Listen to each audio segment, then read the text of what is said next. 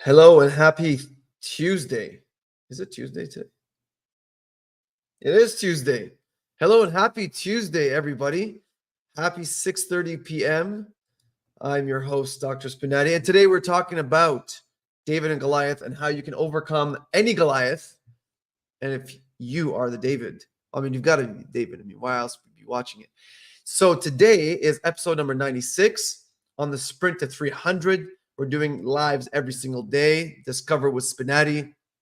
We are gaining traction slowly but surely, and we are doing this every single day. Today we're talking about, as I said, David and Goliath, the steps to improbable victory, or the other subheading, which was never say never.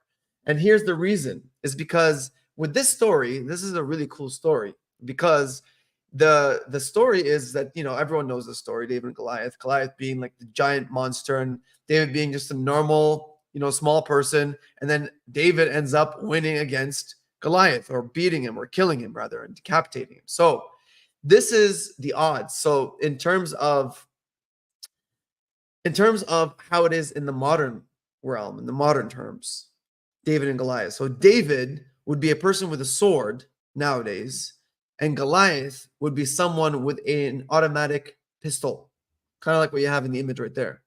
Okay, so that would be Goliath. So someone's shooting at you and you have a sword, but yet you win and they lose and you end up killing them. That's the David and Goliath story. Now, how the heck did David do this? How? Was he gifted? Was he a special person? Was he the strongest amongst the people?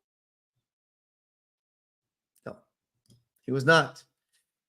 But before we go on into this, I want to mention what Goliath can represent. And Goliath can represent any kind of opponent. And these are some of the examples, such as a disability. So if you have any kind of disability, whether it's a walking disability, talking disability, whether you can't see properly, hear properly, whatever it is, it's a disability. Another, misfortune.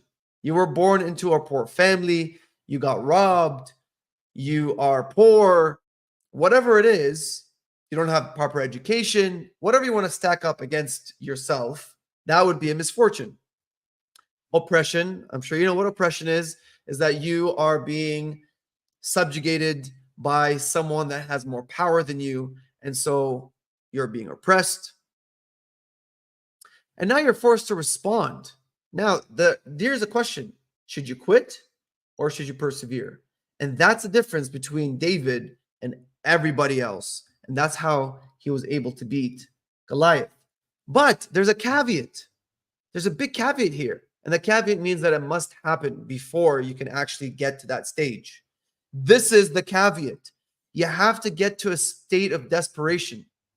By the way, all this is from the book, from Malcolm Gladwell's book called David and Goliath. So if you want to check out the details, go ahead and read it. But if you don't have time, then stick around for the next 2 minutes, because that's basically all it is for the rest of this podcast. It's around 2 minutes left. But here, as you can see, the man who seems to be married, he's got a ring, but he's in a desperate situation. Obviously, he's not in a good situation. Well, you have to be in that situation in order for you to bring out the David within you. Because David's rules are desperate rules. So there's a story that Malcolm Gladwell says in his book, and he says that there's a basketball team, that really wants to become the best. Okay, but when they go and they try to learn from the mecca of full-on press, right? I think it was Pennsylvania. I can't remember, or no, Louisville. And they really wanted to learn this full press technique so that they can beat their opponents. They can beat the other players, the other teams. But the problem is that when the coach went to Louisville and he saw the people practicing, they were practicing for 2 hours straight with just, I think it was, I can't remember, a 7-minute break, but it was interspersed. So basically, like, their heart rate never went down. They were literally practicing the entire 2 hours. And he basically told the coach, he said, look, one coach to the other. The coach said, he said, my team will never be able to withstand this. And the reason is because they weren't bad enough. They were good. They were good enough for them not to seek this kind of desperate tactic.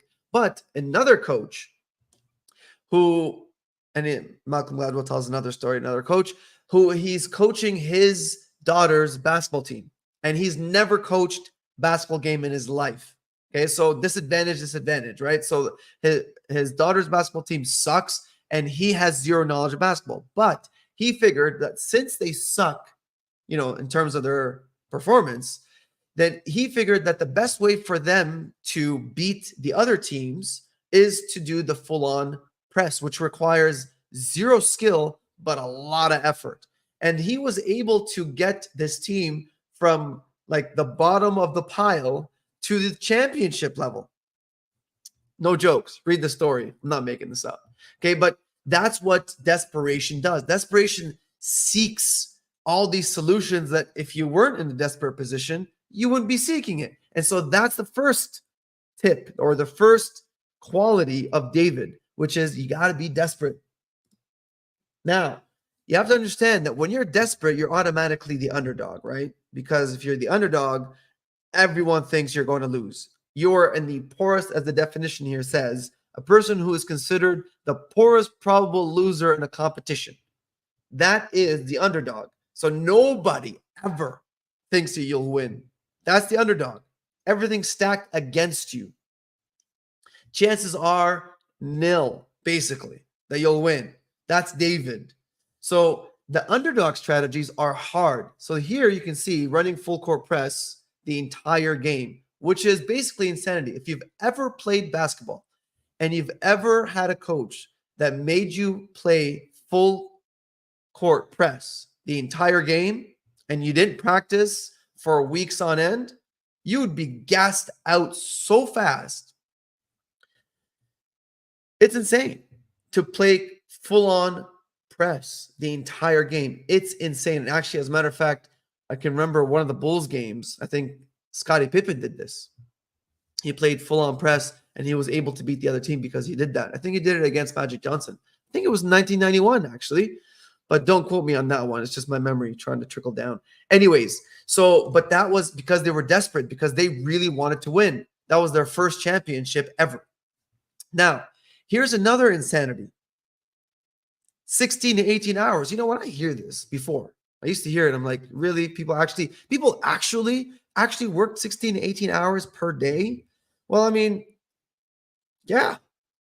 If you look at Elon Musk says that he works 120 hours a week. 120 hours means around 18 hours a day, which means that he basically barely slept because there's barely any time for food in there. So, and if you think about it, it's those people that are insane enough to do the insane, the ones that push the envelope and the ones that create all this, new things that we look at and we marvel at. So that is what David and Goliath is, right? I mean, David is the person that, like, the common folk, and the Goliath are these like big, huge corporations, or anything that you imagine. You're like, oh, I'll never be able to beat this person. I'll never be able to beat this company. I'll never be able to, win over this. Like, you put yourself at such a disadvantage. That's David and Goliath. So now you have a Goliath and now you're David, but you have to adopt the desperate mentality, and you have to understand that you have to do what is insanely hard, like insane, like crazy. Thinking you can do things that no one else can achieve. That's insanity. If you put yourself in that position, you actually go through it. It's insanity. And one of the books called 10X by Grant Cardone, actually, he narrates the story of the tortoise and the hare. And I'm sure you know the tortoise and the hare. And the tortoise, the reason why the tortoise wins is because he's consistent and he's slow and he never loses pace and he keeps going, whereas the hare goes really fast and he loses, the opportunity to keep going because he spends all of his energy and he basically is tired. But then Grant Cardone says, well, there's a third scenario, which is his scenario, and that scenario would be called Smokey. And Smokey would be the combination of the tortoise and the hare. So you move at insane speeds, but maintain your focus, and you stay and you beat all the competition. That's the 10X. I highly suggest you actually read that book because it's really cool. Anyway, so that is the strategy for anybody that is trying to be the David in their own Goliath, because everyone has their own Goliath. I mean, let's face it. Come on. Like, if you just set your standard a little bit higher, you'll become the underdog in 2 seconds, right? So then the question is that what's the point? Why? Why should you? Well, as Aristotle said, that the point to life is to reach your potential, is to live to your potential. So if you're not living to your potential, you're actually wasting your life. And the cool thing about overcoming these odds, about beating these Goliaths, because I'm sure there's not just one Goliath, there's multiple of those.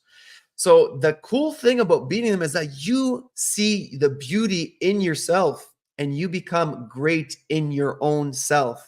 So you actually develop the courage. You actually become a courageous person. And as Malcolm Gladwell says in this book, is that courage is actually earned, right? It's not something that you don't develop it. But by consistently showing up every single day, whether you feel like it or not, he says that you actually earn courage. You actually become courageous because of it. And that, my friends, is the reason why you should be beating your Goliath. I hope I convinced you, and good luck in beating your Goliath. Good night.